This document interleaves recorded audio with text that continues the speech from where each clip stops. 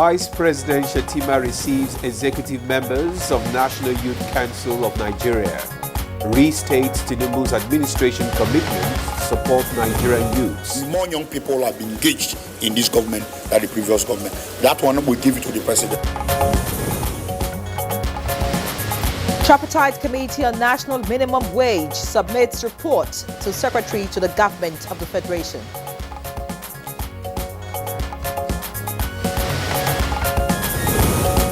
"35 House of Representative members seek rotational presidency, single tenure of 6 years for president and state governors." We are seeking for all elections to be conducted in one day, reducing the cost of conducting election, getting more citizens involved on election day. And on Good Morning Nigeria today, we shall focus on proposed scrapping of state independent electoral commissions.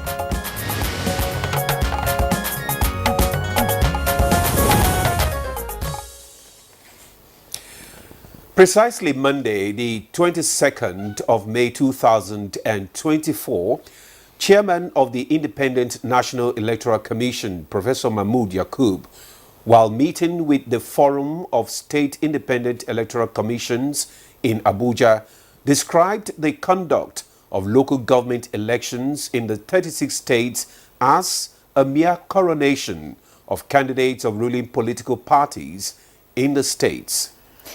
Well, just like Mahmood Yakubu, in the same vein, Attorney General of the Federation and Minister of Justice Lateef Fagbemi, also in May. It looks like May was a month to talk about elections, of course, looking forward to Edo and the Ondo of cycle elections. And coming soon. Yeah. So the Attorney General actually called for the scrapping of the state independent electoral commissions. That's talking about the SIECs. According to him, governors have abused the rights of local governments by using the state independent electoral commissions to impose leaders on them through sham elections. Now, Fagbemi said the powers of the state independent electoral commissions should be transferred to INEC. This did not go. This did not come as a surprise, given that the Senate had at one time voted to guarantee democratically constituted local government councils through elections to be conducted by the Independent National Electoral Commission, INEC, a proposal targeted at stripping state governments of the power to control polls at the grassroots. Now, currently, taking a look at the Nigerian Constitution, the 1999, which empowers the states to constitute state independent electoral commissions for the conduct of local government elections. Though most of the states have, at the mercy of the governors, caretaker committees in charge of local councils. Even when local elections hold, the process is usually trailed by complaints from the opposition over alleged compromise of the set. In virtually all cases, the party of the sitting governor sweeps the local government elections, regardless of the strength of the opposition party in the state. Now, a controversial proposal that has sparked intense debate in Nigeria's political landscape is the proposed scrapping of state independent electoral commissions. An election observer group, Yaga Africa, among others, has warned against abolishing the state independent electoral commission and transferring their duties to the Independent National Electoral Commission, INEC. Yaga Africa said abolishing the SECs and transferring their responsibilities to INEC would overstretch the commission and undermine the autonomy of states. The executive director of Yaga Africa, Samson Etodo, said, and I quote, "Yaga Africa has observed increasing calls for the abolition of state independent electoral commissions and the transfer of the responsibility of conducting local government elections to INEC. This policy proposal is fundamentally flawed and would have far-reaching implications for Nigeria's 25-year democracy if implemented. First, it will overstretch and overburdened INEC, leading to poorly conducted local elections. End Yeah, of quote. that's true.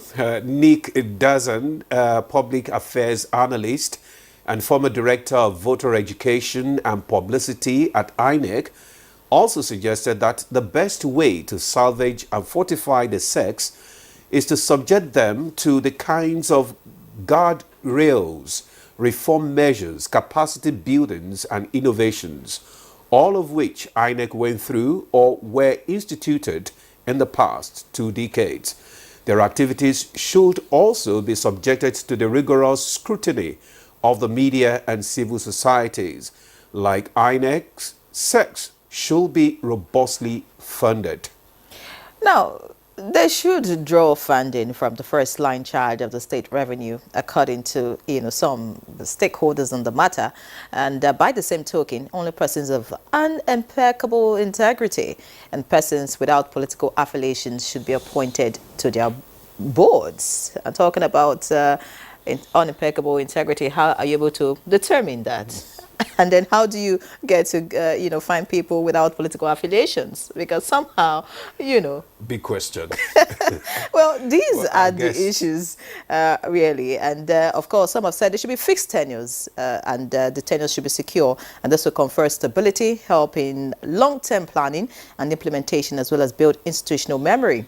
Now, the State Independent Electoral Commission should have a bureaucracy manned by competent officials to run its administration, operations, and to conduct voter education for the long haul. They should also engage with stakeholders on a structured basis.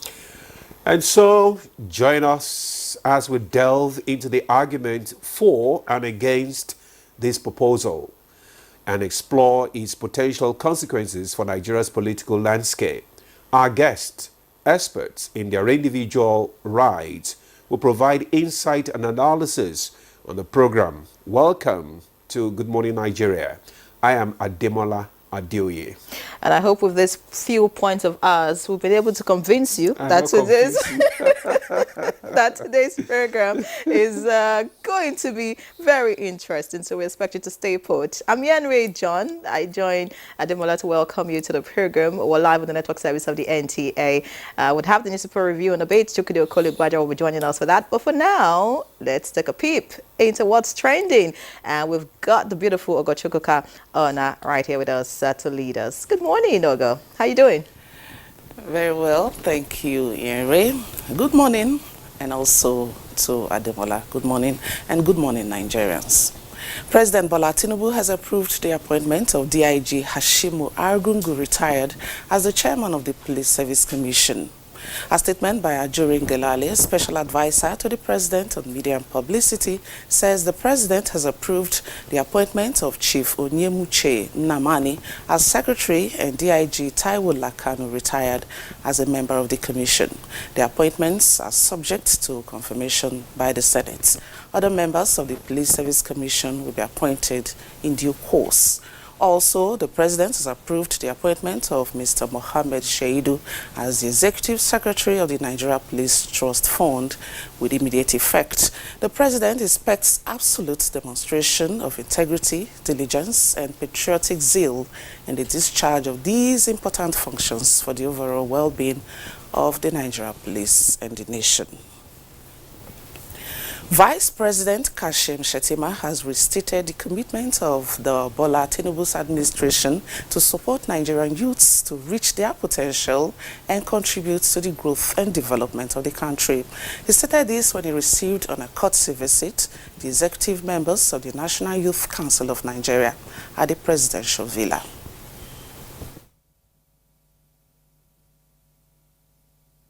I believe that when he wants to talk about youth, currently we have gotten more from the present government than the previous government. More young people have been engaged in this government than the previous government.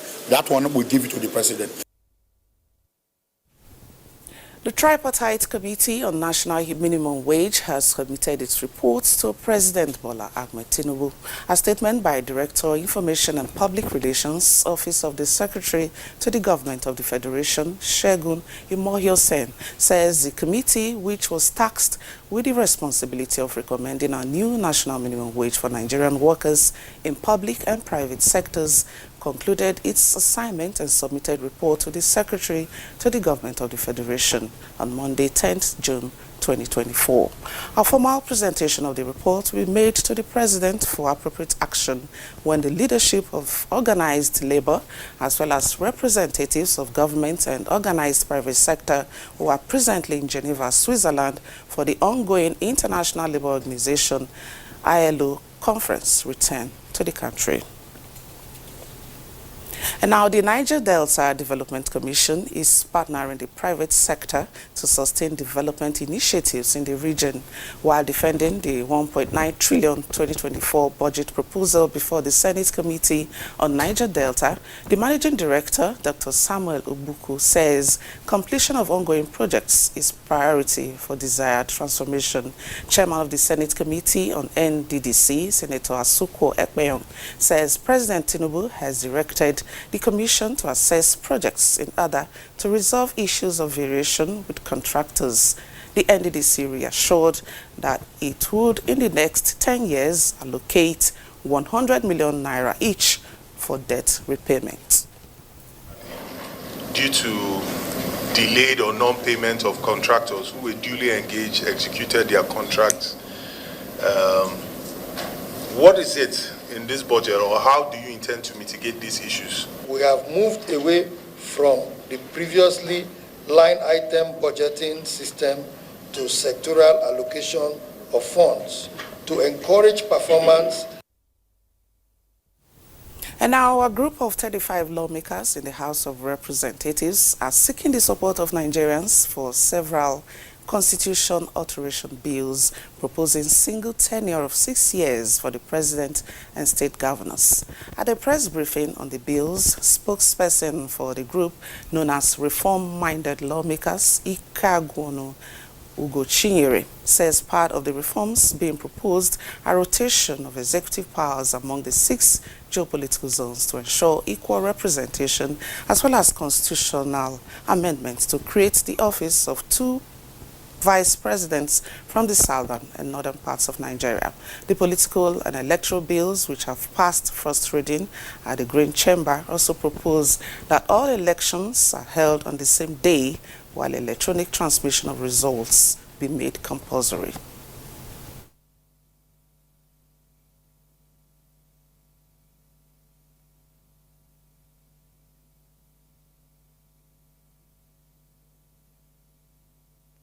Single tenure for the presidency and single tenure for the governorship, 6 years, removing the billions we spend in re-election and the uncertainty it brings to the electoral process, plus the corruption it also brings.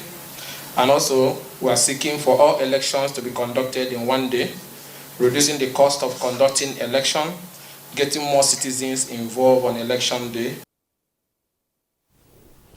ECOWAS Community Court sitting in Abuja has dismissed the suit filed by former National Security Advisor Sambo Dasuki, seeking an order compelling the federal government to enforce its verdicts delivered in his favor on October 4, 2016. In his verdict, Judge Rapporteur Sengu Koroma dismissed the application on the grounds that the court lacked jurisdiction to entertain or enforce the earlier judgment. Koroma held that the court was guided by laid-down procedures regarding the enforcement of its judgment as enshrined in the community law and the proper party to institute an enforcement failure claim. The court thereby held that, having thoroughly assessed the claims and its constitutive tests, it lacks the competence to adjudicate on the present claim.